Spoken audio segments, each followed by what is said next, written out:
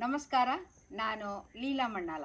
ನಾವೀಗ ಉತ್ತರ ಕನ್ನಡ ಜಿಲ್ಲೆಯ ಕುಮಟಾದ ಹತ್ತಿರ ಇರುವಂತಹ ಮೀರ್ಜಾ ಕೋಟೆಗೆ ಬಂದಿದ್ದೇವೆ.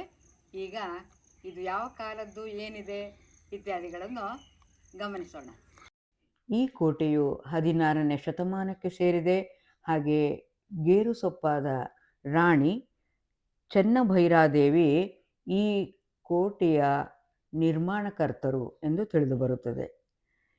ಈ ಕೋಟೆಯನ್ನು ನಿರ್ಮಿಸುವುದಕ್ಕೆ ಸ್ಥಳೀಯವಾಗಿ ದೊರೆಯುವಂಥ ಕೆಂಪು ಕಲ್ಲನ್ನು ಬಳಸಲಾಗಿದೆ. ಅಥವಾ ಆಡುಮಾತಿನಲ್ಲಿ ಹೇಳುವುದಾದರೆ ಇದನ್ನು ಮುರಕಲ್ಲು ಅಂತ ಕೂಡ ಹೇಳುತ್ತಾರೆ. ವೈರಿಗಳಿಂದ ರಕ್ಷಿಸಿಕೊಳ್ಳಲು ಬೇಕಾಗುವಂಥ ಎಲ್ಲ ತಂತ್ರಗಳು ಈ ಕೋಟೆಯ ನಿರ್ಮಾಣ ಕೌಶಲದಲ್ಲಿ ನಮಗೆ ಕಂಡುಬರುತ್ತದೆ. ಎತ್ತರವಾದಂಥ ಪ್ರಾಕಾರಗಳಿವೆ, ವೀಕ್ಷಣಾ ಗೋಪುರವಿದೆ, ಕಂದಕವಿದೆ.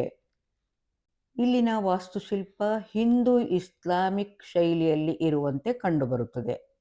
ಸುಮಾರು 54 ವರ್ಷಗಳ ಕಾಲ ಈ ಪ್ರದೇಶವನ್ನು ಆಳಿದ ಚೆನ್ನಭೈರಾದೇವಿಗೆ ಮಿರ್ಚಿ ರಾಣಿ ಎಂದು ಕೂಡ ಬಿರುದು ಇತ್ತಂತೆ. ಯಾಕೆಂದರೆ ಸ್ಥಳೀಯವಾಗಿ ಕಾಳು ಮೆಣಸನ್ನು ಬೆಳೆಯುತ್ತಾ ಇದ್ದರು.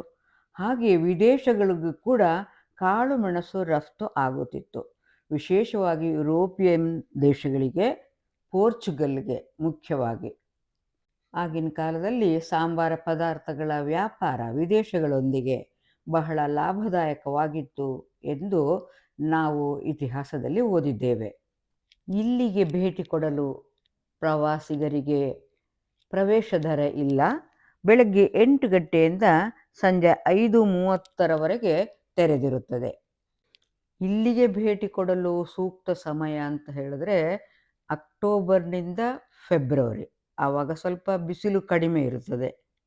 ಜೋಗ ಜಲಪಾತ, ಯಾಣ ಮತ್ತು ಇನ್ನೂ ಕೆಲವು ಪ್ರೇಕ್ಷಣೀಯ ಸ್ಥಳಗಳು ಇಲ್ಲಿಯೇ ಸುತ್ತಮುತ್ತ ಇರುವುದರಿಂದ ನಾವು ಒಂದೊಂದಾಗಿ ನೋಡುತ್ತಾ ಬರಬಹುದು. ಈ ಕೋಟೆಯನ್ನು ನಿರ್ಮಿಸಿ ಆಳುತ್ತಿದ್ದ ಕಾಲದಲ್ಲಿ ಮಹಾರಾಣಿಯ ಆಳ್ವಿಕೆಯ ವೈಭವ ಹೇಗಿದ್ದಿರಬಹುದು ಎಂದು ಊಹಿಸುತ್ತಾ ನಾವು ನಿಧಾನವಾಗಿ ಇಲ್ಲೆಲ್ಲ ಓಡಾಡುತ್ತಾ ಸಂತೋಷಪಟ್ಟೆವು. ಇಲ್ಲಿನ ಪ್ರವೇಶಕ್ಕೆ ಟಿಕೆಟ್ ದರ ಇರಿಸಿ ಇನ್ನಷ್ಟು ಆಕರ್ಷಕ ಪ್ರೇಕ್ಷಣೀಯ ಸ್ಥಳವನ್ನಾಗಿ ಮಾಡಬಹುದು ಎಂದು ವೈಯಕ್ತಿಕವಾಗಿ ನನಗೆ ಅನಿಸಿತು. ನಿಮಗೇನು ಅನಿಸಿತು ಪ್ರಿಯ ವೀಕ್ಷಕರೇ? ತಿಳಿಸಿರಷ್ಟೇ. ಅಂದ ಹಾಗೆ ಈ ಊರಿನ ಹೆಸರು ಕೂಡ ಮೀರ್ಜಾನ್ ಎಂದೇ ಆಗಿದೆ.